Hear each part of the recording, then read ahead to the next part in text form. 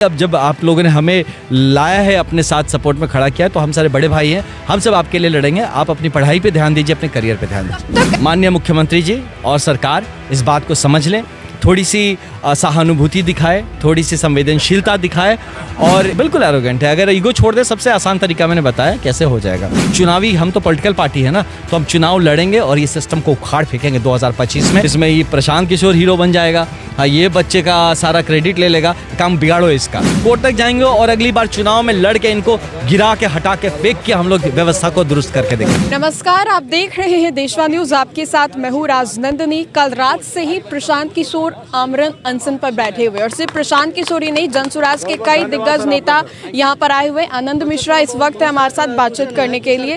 जान लेते हैं कि क्या ये भी आमरण अनशन पर है, किस तरीके से, क्योंकि कल जो है वो दिन चिन्हित किया गया है, जो एक जगह पर एग्जाम, जो पेपर लीक की बातें कही थी उसको लेकर के। आनंद मिश्रा, इनसे ही जान लेते हैं। खाना पीना खा रहे मिश्रा जी? जी जी, मैं खा रहा हूँ। मैं अनशन पे नहीं, ये हाँ तो ये प्रशांत दिया है जो खाना पीना नहीं खा रहे हैं, उन्होंने अनशन कर रखा है। और ऐसा नहीं है, मैं तो खा रहा हूँ इस वजह। तारीख है 4 तारीख, कल तो एग्जाम होना है मिश्रा जी। हाँ, कल मॉक टेस्ट है बच्चों का, उनका एक मॉक टेस्ट फिर से करा रहे हैं सरकार, अपने खर्चे पे मॉक टेस्ट करा रही है। एग्जाम मॉक टेस्ट और क्या, एग्जाम तो होगा ही। ये तो अननेसेसरी, वो काहे के लिए बच्चों को परेशान कर रखा फिर से एग्जाम करके। जब एग्जाम होना ही है तो होना है। हाँ, तो इसमें सरकार को भी पता है कि वो कोर्ट जाएगा, तो कोर्ट पे हमें पूरा भरोसा है कि अगर ये लोग नहीं मानेंगे, कोर्ट इसको पक्का री एग्जामिनेशन के लिए इसको डाल देंगे। कई बच्चे यहाँ पर है, कुछ बच्चे शायद तैयारी भी कर रहे हो बैठकर। बिल्कुल यहाँ पे है, ज़्यादातर बच्चे तैयारी कर रहे हैं और ठीक है। हम भी चाहते हैं कि बच्चे जो है अपनी पढ़ाई को सबसे पहला प्रायोरिटी देना है और अपनी बाकी, अब जब आप लोगों ने हमें लाया है, अपने साथ सपोर्ट में खड़ा किया है, तो हम सारे बड़े भाई हैं, हम सब आपके लिए लड़ेंगे। आप अपनी पढ़ाई पे ध्यान दीजिए, अपने करियर पे ध्यान दीजिए। कब तक ऐसे चलेगा? कब तक आप लोग आमरण अनशन पे बैठेंगे? कब तक विरोध प्रदर्शन? 3 तरीके हैं इससे निकलने के।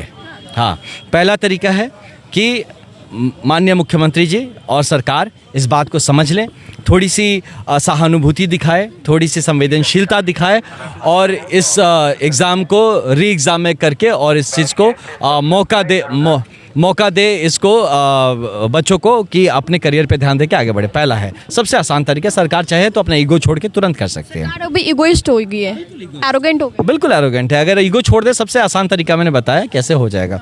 दूसरा तरीका आप नहीं करेंगे तो ये अनशन चलता रहेगा। हम कोर्ट में भी मूव करेंगे और पूरा यकीन है कि कोर्ट हमारा हमारे साथ खड़ा होगा, इसको खारिज करेगा और एक बेहतर व्यवस्था तैयार करने के लिए कोर्ट हमारी मदद करेगा। दूसरा तरीका। तीसरा तरीका, अगर सब कुछ फेल हो जाता है तो चुनावी, हम तो पॉलिटिकल पार्टी है ना, तो हम चुनाव लड़ेंगे और ये सिस्टम को उखाड़ फेंकेंगे 2025 में। नई सरकार आएगी, जनता की सरकार आएगी और इस चीज़ को पूरा बदल मौका देगी इस बार विधानसभा में। 100% जनता मौका देगी, आप देख लीजिए। क्योंकि हम लोग सोल्यूशन खोजने, हम सकारात्मक राजनीति का है, जनसुराज का पूरा चीज़ जो है सकारात्मक है और हम लोग का है कि सोल्यूशन बेस्ड हमारा अप्रोच रहता है कि हल कैसे निकलेगा किसी भी प्रॉब्लम का। तो उस पर जब लगे हुए, जनता ज़रूर चाहती है कि सारे जितनी दुर्गति हो रखी है इससे बाहर निकला जाए। जनता हमारी मैच्योर्ड है, जनता समझदार है, ज़रूर हम लोग को साथ देगी और इस चीज़ को हम बेहतर करके जनता के पक्ष में काम करेंगे। अच्छा, मिश्रा जी पे लाठी चली थी उस रात? नहीं, मेरे ऊपर नहीं चली थी। हाँ, क्योंकि हम लोग आके यहाँ पे गांधी मैदान आए थे, पता चला कि फिर वहाँ पे हुआ था, तो हमारे ऊपर तो लाठी नहीं चली थी। प्रशांत किशोर पर तो आरोप लगाए जा रहे हैं, कई आरोप लगाए जा रहे हैं कि बच्चों को पिटवा दिया उन्होंने, फिर वापस भाग जाते हैं। पप्पू यादव भी अजीब तरीके के शब्दों का प्रयोग कर रहे हैं प्रशांत किशोर के लिए। आपने भी सुना होगा उन सभी बातों को।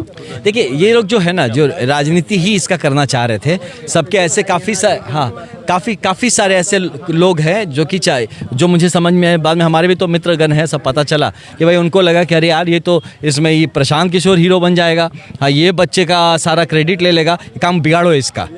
ये किया गया है उस दिन। ओके, ये उनका क्रेडिबिलिटी ख़राब करने की ये बहुत भरपूर और काफ़ी सारे तरीके से वो न्यूज़ के माध्यम से चलवाया गया, बताया गया, बरगलाया गया, आप लोगों को भी बरगलाया गया। इसमें हर तरीके से बच्चों को ये करके किया गया, जबकि 1 मिनट के लिए भी बैक ऑफ नहीं किया था। वहाँ पे यही कहा गया था कि भाई बात करने डेलीगेशन जा रहा है, अब यहाँ से वो बात होगी, जिसको घर जाना है घर जाइए और जिसको भैया आना है हमारे साथ आइए, यहाँ पे बैठिए। लेकिन वहाँ पे हम लोग को खाली करना था, तभी ना बातचीत होगी, चर्चा होगी।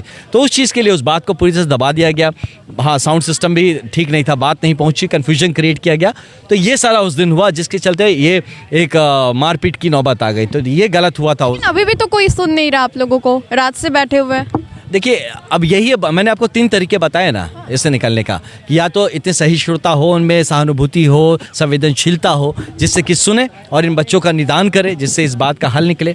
नहीं तो दूसरा मैंने बताया, कोर्ट का रास्ता खुला हुआ है, हम दरवाज़ा खटखटाएंगे। और तक जाएंगे जनसुराज? कोर्ट तक ही नहीं जाएंगे, कोर्ट तक जाएंगे और अगली बार चुनाव में लड़ के इनको गिरा के, हटा के, फेंक के हम लोग व्यवस्था को दुरुस्त करके देखेंगे, है ना।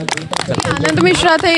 बच्चों को इंसाफ दिलाने के लिए ये कोर्ट के दरवाजे को भी खटखटाएंगे। साथ ही साथ आपको बता दें तो इन्होंने ये कहा है कि 2025 में जो विधानसभा का चुनाव होना है उसमें ये लोग जीत करके दिखाएंगे। फिलहाल के लिए इस अपडेट्स में इतना ही, हम दोबारा जुड़ेंगे। धन्यवाद।